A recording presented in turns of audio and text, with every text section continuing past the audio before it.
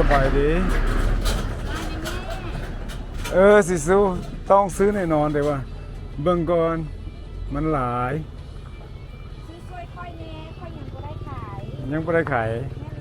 โอ้ซื้อช่วยจังโลบ่ หลายโพดโบจักสิช่วยไผช่วยคนละโลโอ้มันหลายโพดกินบ่หมดเมิดเด็กมีผู้สาวมานั่งมีผู้สาวนั่นเป็นของเขาข่อยบ่มีอ้ายบ่มี ไอ้พ่อมีพ่อ บ่มีซื้อมาเกียงช่วยแล้วน้องสิซอกให้แท้หวะตกลง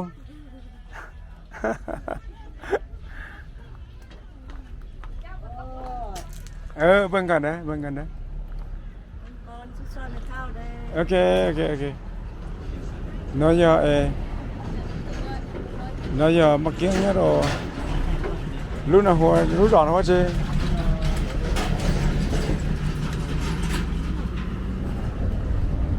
นี่มันอย่างสุดใช่ไหมอ๋อ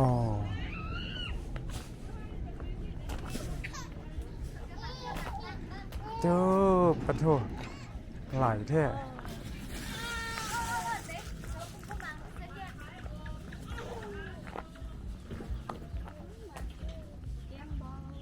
สบายดี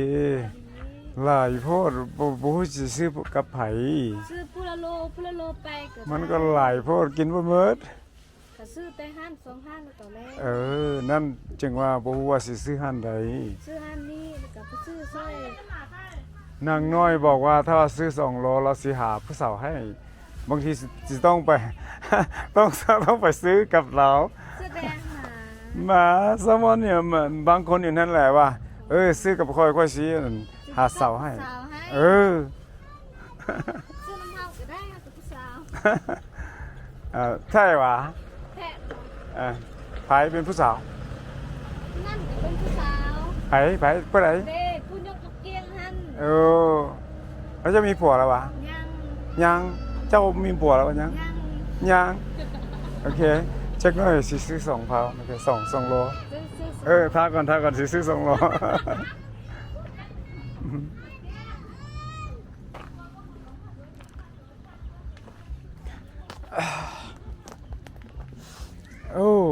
บักยังต่อเตี้ยบักยังต่อเตี้ย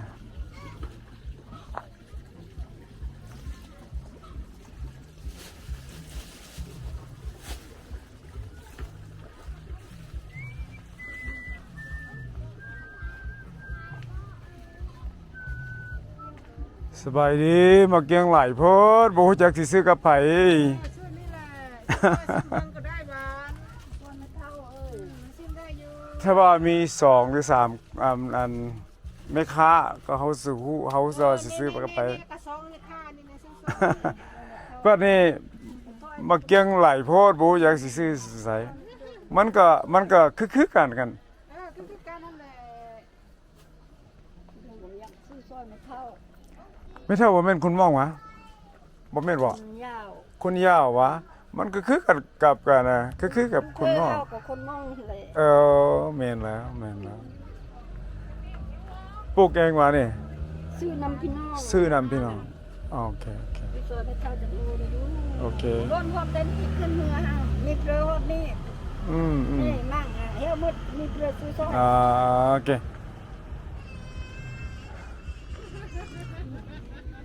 สิซื้อแต่ว่าบ่ฮู้จักว่าสิซื้อกับไผเพราะว่าสักคนมันก็งามคือกันโลเท่าไหร่กะโลเท่าไหร่เป็นอย่างจำเป็น18มันใหญ่แต่ว่ามันหวานคือกันบ่นะขอบใจบ่นะโอเคเฮียอยู่ตื้อๆตรงนี้อยากซื้อเขาเนี่ยตลาดเนี่ยรู้ร้อนแต่นั่นมาเกี่ยงมันเดาตื้อๆพุ่นหงโอเค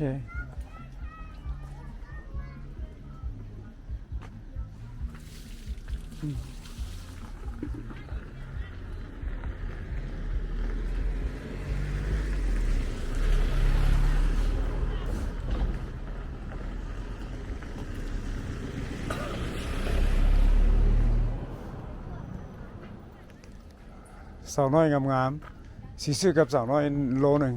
เมื่อกี้ว่า2 โล เขาก็รับรองว่าสิซื้อกับเขาก็สิสอบหาสาวให้ เราคิดตัวซื่อ เราคิดว่าซื้อโอเค ๆคิดแต่ว่าซื้อมันค่อย ซื้อยังไง ฮะ ซื้อยังไง กู้ ฮะ กู้ กู มีเบาใช่ ฮะ มีผู้เบาใช่ มี เราตัวว่าบ่มีเพื่อได้ไข แม่นดิบ่ ก็อย่าด้วไง เราตัวว่าบ่มีแฟนเพื่อซื้อหมดแล้วว่าค่อยมีผัวแล้วแม่นบ่ อันนี้เท่าไหร่ ตัวนั้นรถ15 15 ตัวนี้รถ13 2 รถ25ตัวนั้น3 รถ40 โอเคมันเสพคือกัน ตัวนี้ซื้อออกสมานตัวนี้ซื้อออกบานเลย อ่ะ cho nên có nhé cái Anh đi đi. Băng mấy cậu tuần nàng ní mình 6 viên nè không là nếu โอ้คือกับคนใช่ไหมคนงามๆแต่ว่าใจบ่ดี เออ คือขี้ให้กับใจดี คนนี้พวกนี้มันพวกใจดีมันหน่อย ก็คือใครหนักคนขี้ให้ใจดีเกินเกี้ยง เจ้างามโพดเจ้างามโพดค่อยต้องได้ซื้อกับเจ้าเพราะเจ้างามโพด อยู่จังไงอยู่อีพออยู่อีวิโลจนแต่เขาเหรอ cho nên cái gì sẽ câu โอเคโลหนึงตัวนั้น nàng ní เพราะว่าเจ้างามโพดเจ้างามโพดก็สิซื้อน้ำเจ้าโลหนึงถึงว่าจะมีผัวมันบ่มีหรือบ่มีกูบ่เกี่ยว เสื่อมควายระยะ มี บุ้งเด้อให้ลูกไป รู้เท่าไหร่ ลูกกับ3 ขีด แม่นเหรอวะ เสื้อให้ อือ ผู้เสื้อถามให้นะ โอเค ลูกกับ3 ขีด โอเคอันนั้นเท่าไหร่เท่าไหร่ 15,000 15,000โอ้ก็ถือว่าสิช่วยกับผมหมดยังไง cái chuyện mà mình muốn của นู่นอาจารย์ต้องเหรอ con nhân lo นี่เราซื้อ rồi muốn phải nhân men là tôiนี่เนี่ย ถ้าว่าซื้อเจ้าของเนี่ยเท่าไหร่ แพง เท่าไหร่ ขายเป็นโล bên lô à แม่น lương xin nó ซื้อเจ้าของเนี่ยเท่าไหร่ คือจะขอราคาเป็นโลโล100,000โลละแสน นี่มีจักรโล มี56 โล ถ้าซื้อเดี๋ยวนี้ได้ไปเลยนี่วะเบิ่งถามมาซื้อเดี๋ยวนี้ใจเดี๋ยวนี้ได้เดี๋ยวนี้แม่นบ่ บ่ฮู้ถามพ่อถามแม่ก่อน พ่อแม่อยู่ไส แม่ สิ อ ไป ยู่ ถาม เดือน พาไปถามสิใจโลดแล้วจะเอาไปน้ำยอมแล้วปะ ยอมแล้ว โอเคเฮ้ยอะไร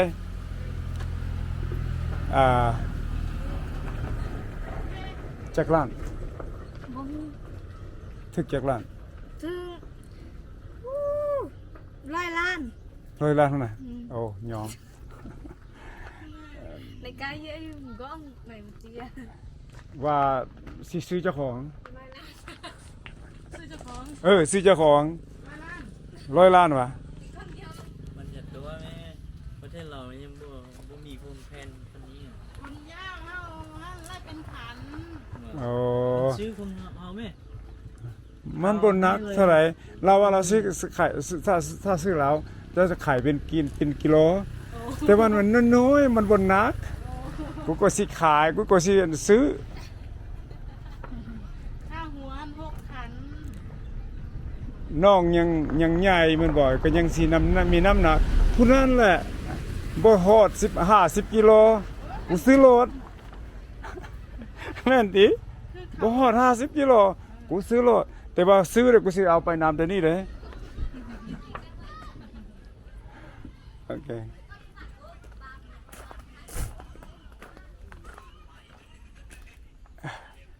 คนนี้ก็งามคือกันสิใส่คนนี้กิโลหนึ่งกี่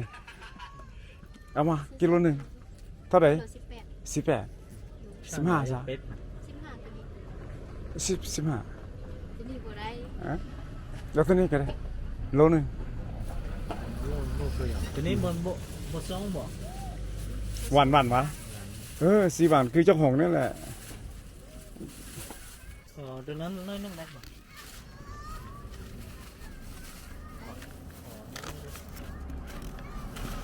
18년 전이잖아. 그보다 일모도 자도 더 하나. 어제 구전이야 구가.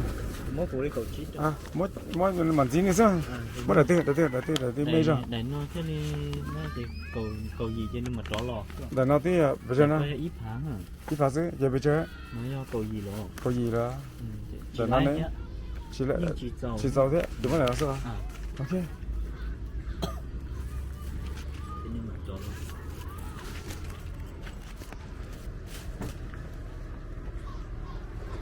Ô,ลืมถามเจ้าของซื้ออย่างไรเจ้าของซื้ออย่างไรหา ซิมวน Xin muôn. สีม่วงแล้วนามสกุลเด้ สกุลเซตเตอร์ อ๋อเป็นคุณเหย้าคือกันวะ โดย โอ้คุณเหย้าเจ้าสู้เนาะงาม มันเชื่อ งามหลาย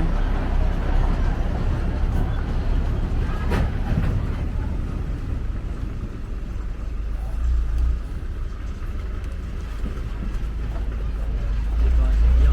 เอาล่ะโอเค เชื่อจริง ขอบใจด้วยนะ ใจละลายด้วย อุ๊บ sorry ซื้อซอยฮันนี่เดี๋ยวมาซื้อซอยเดี๋ยวนี้ไม่แซ่บอ่ะ เซ่ อันนี้แซ่บก็ บ่มีเนี่ยอื่นเลย อันนี้บ่มีของซุกๆอะไรวะ ก็มี บ่มี ม